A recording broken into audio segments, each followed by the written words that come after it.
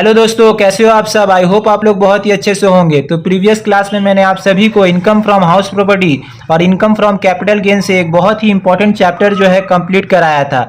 आज के इस क्लास में मैं आप सभी को इनकम फ्रॉम अदर सोर्सेज का एक बहुत इंपॉर्टेंट चैप्टर जो है कराने जा रहा हूँ। तो जिन स्टूडेंट ने मेरा प्रीवियस वीडियो नहीं देखा था तो वो पहले मेरा प्रीवियस वीडियो जाके देखे, फिर उसके बाद जो है ये वाला वीडियो देखिएगा। हम डिस्क्रिप्शन में भी वो वीडियो का लिंक डाल देंगे, आप लोग वहां से भी देख सकते हैं। और हमारा प्लेलिस्ट में भी इनकम फ्रॉम हाउस प्रॉपर्टी और कैपिटल गेन का जो हम सजेशन दिए हैं, उस कैपिटल गेन से जो है आप लोग का थ्योरी आता है, तो हम थ्योरी का सजेशन ऑलरेडी दे दिए हैं। आप लोग हमारा प्लेलिस्ट में जाइएगा, HS costing and taxation suggestion 2024 बोल के लिखा हुआ है, वहां पे क्लिक कीजिएगा तो वो वीडियो आपको मिल जाएगा। तो आज के क्लास में मैं आप सभी को एक बहुत ही इंपॉर्टेंट चैप्टर कराने जा रहा हूं जिसका नाम है इनकम फ्रॉम अदर सोर्सेज। और आप लोग का भी बहुत सारा कमेंट आ रहा था हमको यूट्यूब में कि sir income from other sources के बारे में एक वीडियो बना दीजिए। तो चलिए समझते हैं सबसे आसान भाषा में कि इनकम फ्रॉम अदर सोर्सेज क्या है। तो सबसे पहले हम लोग जानेंगे कि इनकम फ्रॉम अदर सोर्सेज है क्या। देखिए, हम लोग क्लास 11 में पढ़े थे कि हेड्स ऑफ इनकम जो है टोटल 5 हेड्स ऑफ इनकम है ना। तो सबसे पहला इनकम जो है इनकम फ्रॉम सैलरी, और दूसरा है इनकम फ्रॉम हाउस प्रॉपर्टी, और तीसरा है इनकम फ्रॉम पीजीबीपी। पीजीबीपी मतलब प्रॉफिट एंड गेन बिजनेस और प्रोफेशन, और चौथा इनकम फ्रॉम कैपिटल गेन, और पांचवा है इनकम फ्रॉम अदर सोर्सेज। जो इन चारों हेड्स ऑफ इनकम में नहीं आता है वो कहां पे आएगा, इनकम फ्रॉम अदर सोर्सेज में आएगा। यानी कि हम लोग इसको ऐसे भी बोल सकते हैं, जो इन चारों हेड्स ऑफ इनकम में नहीं रिकॉर्ड किया गया है वो इनकम कहां पे रिकॉर्ड किया जाएगा, वो इनकम फ्रॉम अदर सोर्सेज में रिकॉर्ड किया जाएगा। तो इन शॉर्ट हम लोग बोल सकते हैं इनकम फ्रॉम अदर सोर्सेज वो इनकम है जो बिना मेहनत करके कमाया जाता है। अब आप लोग बोलिएगा कि सर ये क्या बात बोले, बिना मेहनत किए। आजकल तो हर कोई मेहनत करता है तभी कमाता है। नहीं, कुछ पर्सन ऐसे भी हैं, कुछ लोग ऐसे भी हैं जो बिना मेहनत करके जो है इनकम को कमाते हैं। एज फॉर एग्जांपल ले लीजिए, आपके पास पैसा है, आपके पास ज्यादा पैसा है, आप बैंक में डिपॉजिट कर दिए पैसा, वहां से जो इंटरेस्ट मिल रहा है वो इनकम कहां जाएगा, इनकम फ्रॉम अदर सोर्सेज में जाएगा। आप कहीं पे लॉटरी खेल के पैसा जीत गए तो इस इनकम को क्या बोलेंगे हम लोग, उस इनकम को भी इनकम फ्रॉम अदर सोर्सेज बोलेंगे। आप कहीं पे हॉर्स रेस लगा के पैसा जीत गए, आप कहीं पे कार्ड गेम खेल के पैसा जीत गए, आप कहीं पे बेटिंग करके पैसा जीत गए, आप कहीं पे गैम्बलिंग करके पैसा जीत गए, गैम्बलिंग मतलब जुआ खेल के पैसा जीत गए, तो वो सारा इनकम जो है इनकम फ्रॉम अदर सोर्सेज में आएगा। अब कौन कौन सा इनकम चार्जेबल है under the head of income from other sources. अगर इंडियन कंपनी से आपको डिविडेंड मिल रहा है तो वो इनकम कहां जाएगा, इनकम फ्रॉम अदर सोर्सेज में चले जाएगा। Point number 2, winning from lotteries. अगर लॉटरी खेल के आप पैसा जीत रहे हैं तो वो भी इनकम चार्जेबल हो जाएगा और इनकम फ्रॉम अदर सोर्सेज में लिखा जाएगा। तीसरा पॉइंट, क्रॉसवर्ड पजल्स। अगर क्रॉसवर्ड पजल्स खेल के अगर पैसा जीत रहे हैं तो वो भी इनकम जो है इनकम फ्रॉम अदर सोर्सेज में आएगा और उसको लिखा जाएगा। Point number 4, winning from horse races card game. अगर कोई हॉर्स रेस खेल के या फिर कार्ड गेम खेल के अगर पैसा जीत रहे हैं तो वो भी इनकम जो है इनकम फ्रॉम अदर सोर्सेज में चार्जेबल है और उसको लिखा जाएगा। पॉइंट नंबर 5, गैम्बलिंग और बेटिंग। और गैम्बलिंग और बेटिंग करके, यानी गैम्बलिंग मतलब जुआ खेल के या फिर बेटिंग लगा के अगर पैसा जीत रहे हैं तो वो भी इनकम भी जो है इनकम फ्रॉम अदर सोर्सेज में चार्जेबल है और उसको लिखा जाएगा इनकम फ्रॉम अदर सोर्सेज में। Number 6, interest on security. अगर सिक्योरिटी के तौर पर इंटरेस्ट मिल रहा है तो वो भी इनकम जो है इनकम फ्रॉम अदर सोर्सेज में चार्जेबल है और उसको लिखा जाएगा इनकम, वो भी इनकम जो है इनकम फ्रॉम अदर सोर्सेज में आ जाएगा। Point number 7, income by way of letting on hire of machinery plant और फर्नीचर। अगर कोई मशीनरी प्लांट और फर्नीचर भाड़ा में दिया जा रहा है, ठीक है, वहां से जो इनकम होगा वो भी इनकम जो है इनकम फ्रॉम अदर सोर्सेज में चार्जेबल है और वो इनकम फ्रॉम अदर सोर्सेज में आएगा, उसको लिखना पड़ेगा आप लोग को। पॉइंट नंबर 8, एनी सम रिसीव अंडर की man insurance policy. Insurance policy का मतलब क्या होता है, एक एम्प्लॉयर जो है अपना एम्प्लॉय के लिए अगर की मैन इंश्योरेंस पॉलिसी करा के रखा है और वहां से जो इनकम रिसीव हो रहा है तो वो इनकम कहां जाएगा, इनकम फ्रॉम अदर सोर्सेज में जाएगा। Point number 9, income from subletting. Income from subletting, income from subletting का मतलब क्या होता है, ये देखिए, ये जो है हम इनकम फ्रॉम हाउस प्रॉपर्टी का जब पहला वीडियो अपलोड किए थे तो उसमें हम बताए थे कि इनकम फ्रॉम सबलेटिंग का मतलब क्या है। सपोज एक एग्जांपल ले लीजिए, मिस्टर ए नाम का एक पर्सन है, उसके पास एक हाउस है, ठीक है, वो हाउस जो है बी को भाड़ा में दे रहा है, तो मिस्टर ए के लिए वो क्या हुआ, मिस्टर ए के लिए वो इनकम फ्रॉम हाउस प्रॉपर्टी हो गया, ठीक है। अब बी जो है, बी किसी को भाड़ा में दे रहा है, ठीक है, यानी कि सबलेटिंग कर दे रहा है, बी के लिए वो इनकम क्या हो जाएगा, इनकम फ्रॉम अदर सोर्सेज हो जाएगा, ठीक है। नंबर 10, अगर कोई डायरेक्टर फीस मिल रहा है तो वो भी इनकम जो है इनकम फ्रॉम अदर सोर्सेज में आएगा और चार्जेबल है। Point number 11, examiner fees receive by a teacher. अगर कोई एग्जामिनर फीस मिल रहा है टीचर को, ठीक है, तो वो इनकम कहाँ जाएगा, इनकम फ्रॉम अदर सोर्सेज में जाएगा। और एग्जामिनर फीस में कुछ एक्सपेंस हो जा रहा है तो एक्सपेंस जो है माइनस करके तब जाके इनकम फ्रॉम अदर सोर्सेज में दिखाएंगे। Point number 12, income from royalty. अगर कोई रॉयल्टी से इनकम हो रहा है तो वो इनकम कहाँ जाएगा, इनकम फ्रॉम अदर सोर्सेज में जाएगा। Number 13, remuneration of the member of parliament. अगर कोई मेंबर ऑफ पार्लियामेंट को रेम्यूनरेशन मिल रहा है तो वो इनकम कहाँ आएगा, इनकम फ्रॉम अदर सोर्सेज में आएगा। Point number 14, family pension. अगर फैमिली पेंशन मिल रहा है तो वो भी इनकम जो है इनकम फ्रॉम अदर सोर्सेज में जाएगा। तो देखिए फैमिली पेंशन के बारे में अंडर सेक्शन 57(2)(a) में एक बात बोला गया है, 1/3 ऑफ फैमिली पेंशन और ₹15,000 which ever is less will be allow as deduction. As for example ले लीजिए, फैमिली पेंशन मिल रहा है 60,000, ठीक है, 60,000 का पहले 1/3 निकालेंगे तो 1/3 कितना होगा आपका 20,000, और मैक्सिमम लिमिट कितना है इनकम टैक्स की तरफ से 15,000, ठीक है। तो इन दोनों में से जो छोटा रहेगा उसको ले लेंगे, यानी कि 15,000 अलाउ हो जाएगा डिडक्शन के लिए। Point number 15, interest on bank deposit. ये भी इनकम जो है इनकम फ्रॉम अदर सोर्सेज में आएगा। Point number 16, gift receive from non relative. अगर कोई गिफ्ट रिसीव किया जा रहा है नॉन रिलेटिव, जो रिलेटिव नहीं है उससे रिसीव किया जा रहा है तो वो भी इनकम जो है इनकम फ्रॉम अदर सोर्सेज में आएगा। Point number 17, income from vacant land. अगर कोई खाली लैंड है, वैकेंट मतलब कोई खाली जगह है, वहां से इनकम हो रहा है, वो भी इनकम जो है इनकम फ्रॉम अदर सोर्सेज में आएगा। Point number 18, interest on government bond. अगर कोई गवर्नमेंट बॉन्ड से इंटरेस्ट मिल रहा है तो वो भी इनकम जो है इनकम फ्रॉम अदर सोर्सेज में आएगा। Point number 19, interest on national deposit scheme. अगर कोई नेशनल डिपॉजिट स्कीम से इंटरेस्ट मिल रहा है तो वो भी इनकम जो है इनकम फ्रॉम अदर सोर्सेज में आएगा। Point number 20, income from agriculture land outside India. अगर कोई एग्रीकल्चर लैंड है जो आउटसाइड इंडिया से इनकम हो रहा है, ठीक है, यानी इंडिया के बाहर से जो एग्रीकल्चर लैंड से जो इनकम हो रहा है वो इनकम जो है इनकम फ्रॉम अदर सोर्सेज में आएगा। अब टैक्स का ट्रीटमेंट क्या होगा जब लॉटरी से पैसा जीतेंगे, या फिर क्रॉसवर्ड पजल्स, या फिर कार्ड गेम, या फिर हॉर्स रेस लगा के अगर पैसा जीतेंगे तो अंडर सेक्शन 56(2)(1)(b) में क्या बोला गया है पहले ये देख लीजिए। तो पहला केस, तो case number 1, if the assessee is resident then procedure of computation of gross income from lottery. तो ग्रॉस इनकम फ्रॉम लॉटरी कैसे निकालेंगे, जब एसईसी जो है रेसिडेंट होगा। रेसिडेंट मतलब इंडिया का रहने वाला होगा। जिसी का मतलब क्या होता है, जिसके लिए हम लोग इनकम को कैलकुलेट करते हैं, ठीक है। अगर वो इंडिया का रहने वाला होगा तो ग्रॉस इनकम फ्रॉम लॉटरी को कैसे कैलकुलेट किया जाएगा वो ये देख लीजिए। तो इसका फॉर्मूला है net amount receive divided by 1 minus bracket में लिखिएगा 30% प्लस सरचार्ज। हम लोग ऐसे भी बोल सकते हैं net amount receive into 100 divided by 100 minus bracket में दीजिएगा 30% प्लस सरचार्ज, ठीक है। तो एक एग्जांपल देख लीजिए तब आप लोग को समझ में आएगा। Mr. X win first prize of a lottery. He received 1,40,000 as net amount after deduction of tax at sources. Compute actual income from lottery. Mr. X is a resident of India. तो देखिए Mr. X जो है वो India का रहने वाला है, और यहाँ पे क्या निकालने बोल रहा है, compute actual income from lottery, यानी एक्चुअल में वो कितना इनकम किया लॉटरी से। तो actual income is equal to net amount receive divided by 1 minus bracket में लिए 30% प्लस सरचार्ज। सरचार्ज का मतलब होता है टैक्स के ऊपर टैक्स चार्ज करना, ठीक है। तो इसका एक और फॉर्मूला है, वो फॉर्मूला अगर आपको इजी लगेगा तो वो फॉर्मूला से भी कैलकुलेट आप कर सकते हैं।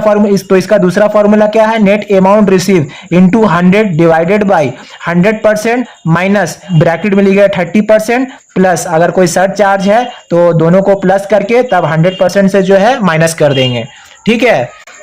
तो देखिए नेट अमाउंट रिसीव कितना हुआ, 1,40,000 देख लीजिए यहाँ पे 1,40,000, ठीक है। यहाँ पे लिख दीजिए भाई 1 माइनस, देखिए यहाँ पे 0.30 लिखा हुआ है, ठीक है। तो देखिए 30 डिवाइडेड बाई 100 नहीं कर सकते हैं तो ये आपका आ जाएगा 0.3, है ना। तो इसको 0.3 लिख दिए यहाँ पे, ठीक है, प्लस नील, रिचार्ज तो नहीं है यहाँ पे तो यहाँ पे लिख दिया प्लस नील। अब 1,40,000 डिवाइडेड बाई, तो देखिए यहाँ पे 1 है ना, और 30 माइनस हो जाए, 30% माइनस हो जाएगा तो बचेगा कितना 70%, है ना। तो 1,40,000 को 70% से डिवाइड कीजिएगा तो ये आपका आ जाएगा ₹2 लाख। तो एक्चुअल में उसका इनकम कितना हुआ लॉटरी से, 2 लाख इनकम हुआ है, ठीक है। इसी का दूसरा फॉर्मूला से आप बता रहे हैं, ऐसे भी कैलकुलेट कर सकते हैं 1,40,000 इंटू 100, ठीक है। अब देखिए कितना परसेंट बोला है, 30%, है ना। तो 100 से 30% माइनस हो जाएगा तो बचेगा कितना आपका रिमेनिंग 70, है ना। तो डिवाइडेड बाय 70 कर दीजिएगा। तो ये आपका आ जाएगा देखिए 2 लाख। तो आप लोग दोनों तरीके से कर सकते हैं, ये फॉर्मूला को भी यूज कर सकते हैं या फिर अभी जो फॉर्मूला बताया वो फॉर्मूला से भी बना सकते हैं। अब दूसरा केस देख लीजिए, if the assessee is non resident the procedure of computation of gross income from lottery. अगर एसईसी जो है जिसके लिए हम लोग इनकम कैलकुलेट करते हैं वो नॉन रेसिडेंट होगा, यानी कि इंडिया का रहने वाला नहीं होगा, तब जो है ग्रॉस इनकम फ्रॉम लॉटरी कैसे निकालेंगे ये देख लीजिए। तो इसका फॉर्मूला क्या है, net amount receive divided by 1 minus bracket में लिखिए 30% प्लस एजुकेशनल सेस 3%। ठीक है, एक स्टेप और देख लीजिए, net amount receive divided by 1 minus 30.90%। तो देखिए ये कैसे आया, तो देखिए यहाँ पे 30% है ना, प्लस कितना परसेंट एजुकेशन सेस है 3%। तो देखिए 30% इंटू 3%, तो ये कितना आ गया आपका 0.9 है ना, और पहले से 30 था तो ये आपका क्या आ गया 30.9% टोटल हो गया। ठीक है, तो 1 का मतलब यहाँ पे क्या हो रहा है 100 हो रहा है ना। तो एक स्टेप और आ जाएंगे, net amount receive divided bye, तो ये 30.90% माइनस कर दीजिएगा 100 से, तो ये आपका आ जाएगा 69.10%। तो ये दो केस आप लोग को समझ में आ गया। अब आगे बढ़ते हैं हम लोग। अब मीनिंग ऑफ रिलेटिव देख लीजिए, अगर रिलेटिव से अगर आपको गिफ्ट मिल रहा है तो वो इनकम जो है टैक्सेबल नहीं है इनकम फ्रॉम अदर सोर्सेज में।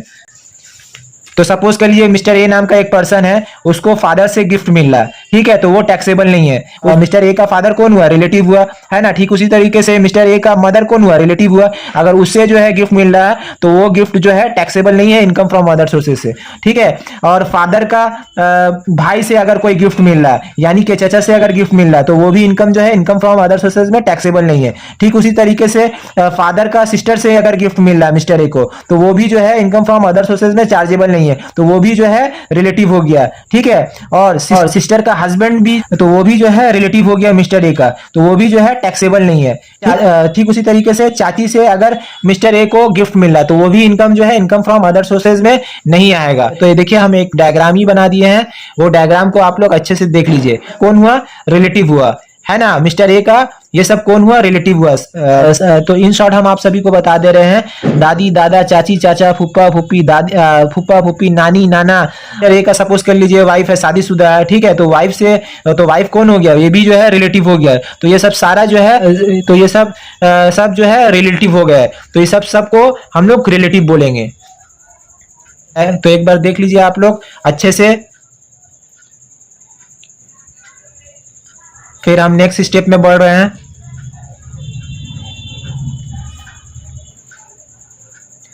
तो ये सब सारा जो है रिलेटिव का कैटेगरी में आएगा।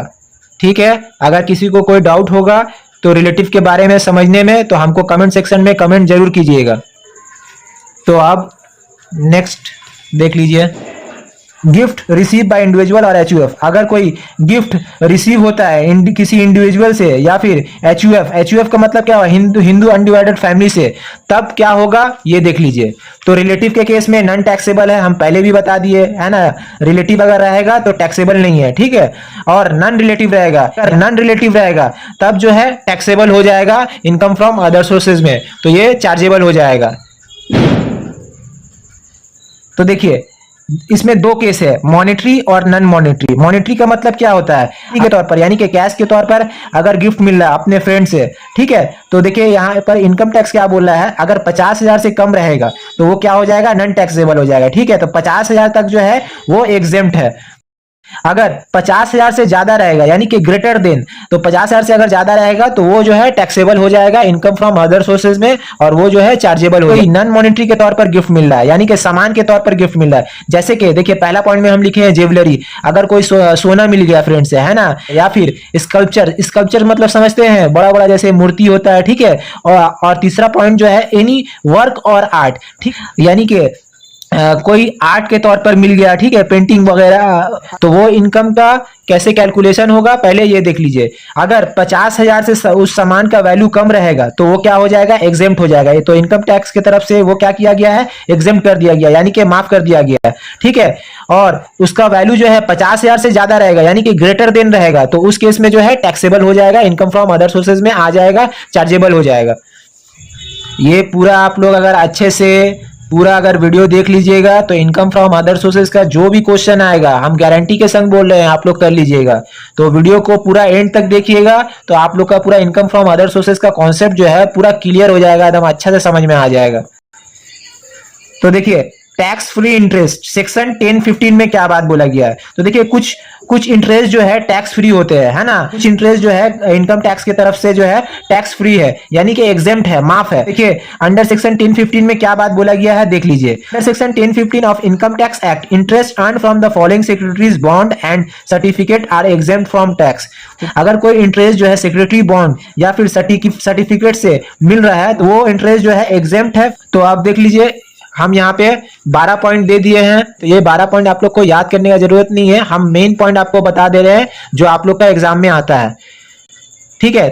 तो पहला पॉइंट क्या लिख रहा है, 12 year national saving annuity certificate, तो वो क्या हो जाएगा, एग्जेम्प्ट हो जाएगा टैक्स में। दूसरा point national defence gold bond, तो ये भी जो है यहाँ से जो अगर इंटरेस्ट मिलेगा तो वो भी जो है टैक्स फ्री हो जाएगा, तो ये एग्जेम्प्ट हो जाएगा, चार्जेबल नहीं है, ठीक है। तीसरा पॉइंट स्पेशल बिरर बॉन्ड्स 1991, तो ये सब सारा आइटम जो है टैक्स फ्री है, ये सब सारा जो है एग्जेम्प्ट है इनकम फ्रॉम टैक्स में, यानी कि माफ किया गया है, चार्जेबल नहीं है। तो देखिए इसमें से कौन कौन सा आता है आप लोग का एग्जाम में, ठीक है। तो ये सब सारा देख लीजिए आप लोग। 10 year treasury saving deposit certificate, post office cash certificate 5 years, national saving certificate 12 year और 7 year, post office saving deposit account, ठीक है। तो ये इसके बारे में ज्यादा बोलता है। पॉइंट नंबर 7, पॉइंट नंबर 8 आप लोग के एग्जाम में बहुत ज्यादा पूछता है, तो आप लोग का एग्जाम में ज्यादा क्वेश्चन आता है। नंबर 8 में देखिए post office saving bank account, तो इंडिविजुअल के लिए अप टू मैक्सिमम लिमिट कितना है 3500, और ज्वाइंट के लिए ज्वाइंट अकाउंट जो खुलाया है post office saving bank account में, तो उसके लिए एक मैक्सिमम लिमिट कितना है 7000। अगर इससे ज्यादा होगा 3500 से ज्यादा होगा तो वो जो है टैक्सेबल हो जाएगा, इनकम फ्रॉम अदर सोर्सेज में चार्जेबल हो जाएगा। अगर ज्वाइंट सेविंग बैंक अकाउंट में 7000 से अगर ज्यादा रहेगा तो वो भी जो है चार्जेबल हो जाएगा इनकम फ्रॉम अदर सोर्सेज में। Point number 9 post office cumulative deposit, तो ये एग्जेम्प्ट है इनकम फ्रॉम अदर सोर्सेज में, चार्जेबल नहीं है। पोस्ट ऑफिस फिक्स डिपॉजिट 1968, तो ये भी जो है एग्जेम्प्ट है, point number 11 special deposit scheme 1981, तो ये भी एग्जेम्प्ट है। Point number 12 non resident non repeatable rupee deposit scheme, तो ये भी जो है एग्जेम्प्ट है इनकम फ्रॉम अदर सोर्सेज में। देखिए कौन कौन सा आइटम को लेस किया जाएगा इनकम फ्रॉम अदर सोर्सेज में, वो देख लीजिए। तो अंडर सेक्शन 57 में देखिए कुछ बात बोला गया है, ठीक है, जो हमको इंपॉर्टेंट लगा वो हम यहाँ पे लिखे हैं। The respect of rental income from machinery, plant or furniture with the letting of building following deduction shall be allowed under section 57(2). तो देखिए point number 1 expenditure income regarding current repair of machinery plant furniture और building. अगर machinery plant furniture building भाड़ा में दिया गया है, ठीक है, और उसको रिपेयर कराने में जो खर्चा हुआ है वो खर्चा क्या हो जाएगा, लेस हो जाएगा, इनकम फ्रॉम अदर सोर्सेज में डिडक्ट हो जाएगा, यानी कि लेस हो जाएगा। पॉइंट नंबर 2 में क्या बोला, insurance premium paid for this acid. अगर इंश्योरेंस प्रीमियम कराया गया है मशीनरी के ऊपर, प्लांट के ऊपर, फर्नीचर के ऊपर, बिल्डिंग के ऊपर, तो वो क्या हो जाएगा, वो भी जो है लेस हो जाएगा। Point number 3 depreciation on this acid only the owner of the building will enjoy the deduction of depreciation. तो देखिए अगर कोई डेप्रिसिएशन दिया हुआ है एसिड के ऊपर जो है, तो बेनिफिट जो है सिर्फ और सिर्फ ओनर को मिलेगा, वो भी जो है डिडक्ट हो जाएगा, यानी कि लेस हो जाएगा।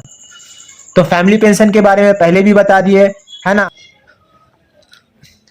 अब expense expressly disallow under section 58, तो इनकम टैक्स कौन कौन सा एक्सपेंस को डिसअलाउ कर दे रहा है, यानी कि नहीं ले रहा है, ठीक है। तो कौन कौन सा आइटम है, हमको जो आइटम इंपॉर्टेंट लगा वो हम यहाँ पे लिख दिए हैं, जो आ सकता है वो देख लीजिए।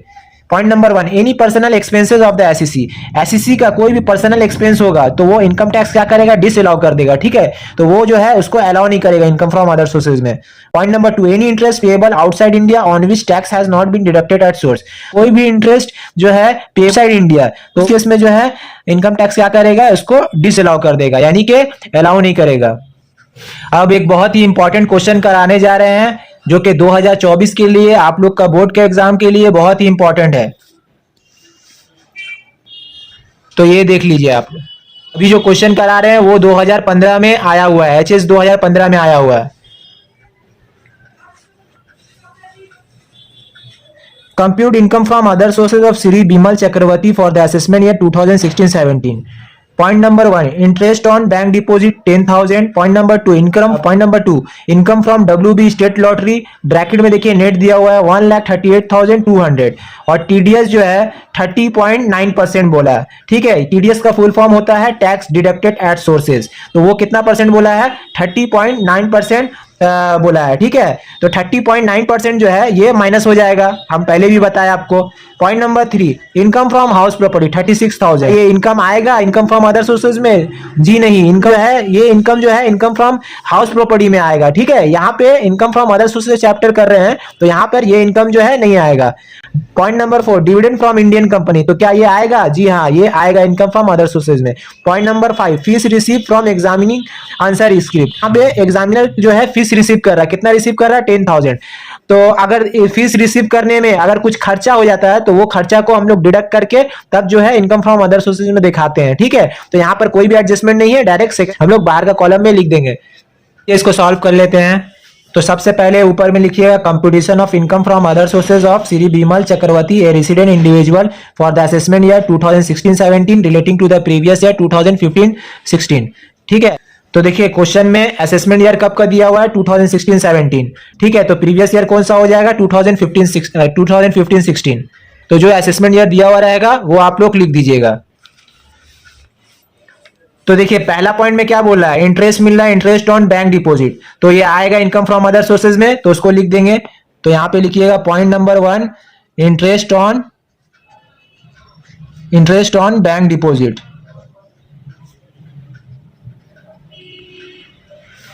ठीक है, कितना है देख लीजिए ₹10,000, तो यहां पर 10,000 सेकेंड कॉलम में लिख दीजिए। अगर कोई एडजस्टमेंट रहेगा तो फर्स्ट कॉलम में लिखेंगे और कोई एडजस्टमेंट नहीं रहेगा तो डायरेक्ट सेकंड कॉलम में लिख देंगे। तो देखिए पॉइंट नंबर 2 में क्या बोला है, income from WB state lottery, net दिया हुआ है ना, तो लॉटरी से जो इनकम हो रहा है कितना दिखा रहा है यहाँ पे 1,38,200 और यहाँ पे टीडीएस जो है बोल रहा है टैक्स डिडक्टेड एट सोर्स जो है 30.9% दिया हुआ है। ठीक है, तो 30.9% लेस हो जाएगा। तो यहाँ पे देख लीजिए, तो यहाँ पे लिखिएगा पॉइंट नंबर 2 में लिखिएगा income from WB state lottery.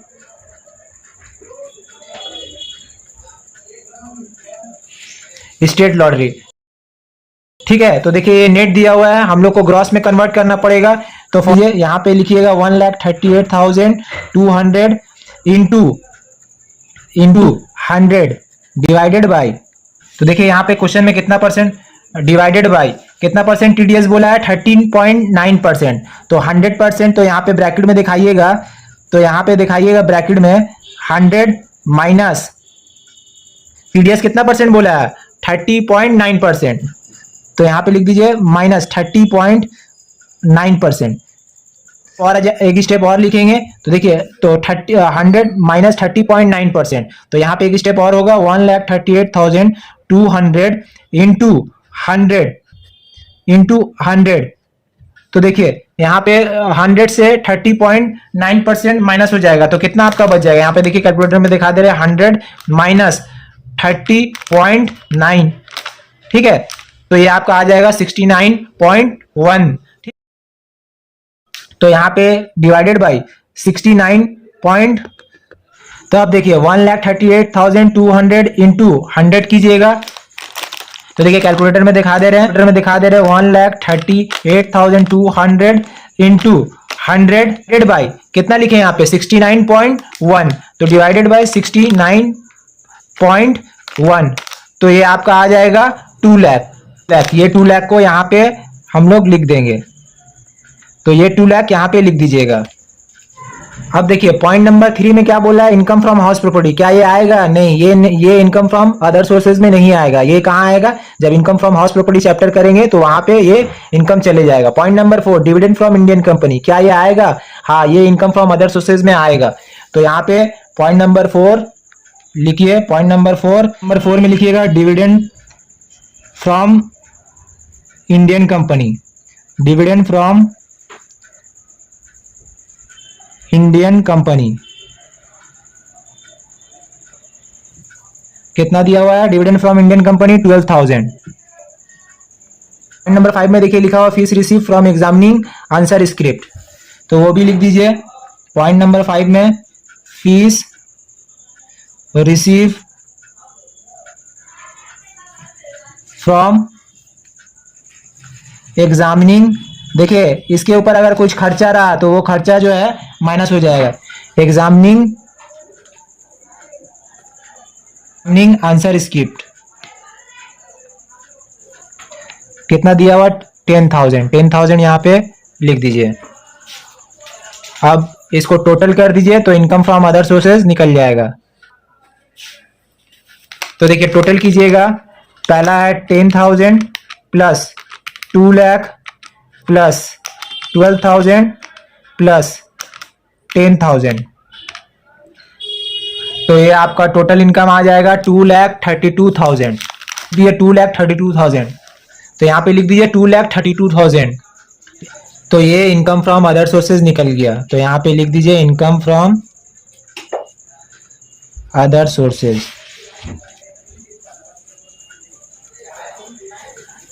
तो ये हो गया सम्स कंप्लीट। है कि ये इनकम फ्रॉम अदर सोर्सेज का चैप्टर जो है आपको बहुत ही अच्छे से समझ में आया होगा, और जो हम सम्स कराए 2015 का वो भी समझ में आया होगा। अगर किसी को ये क्वेश्चन समझने में किसी को किसी तरह का कोई डाउट हो तो हमको कमेंट जरूर कीजिएगा, मैं आप सभी को कमेंट में रिप्लाई दूंगा। तो इस वीडियो को जितना ज़्यादा हो सके अपने फ्रेंड सर्कल में शेयर कीजिएगा, और चैनल पे नए हैं तो चैनल को सब्सक्राइब कीजिएगा। तो आज के लिए इतना ही, फिर मिलेंगे नेक्स्ट वीडियो के साथ। Thank you so much.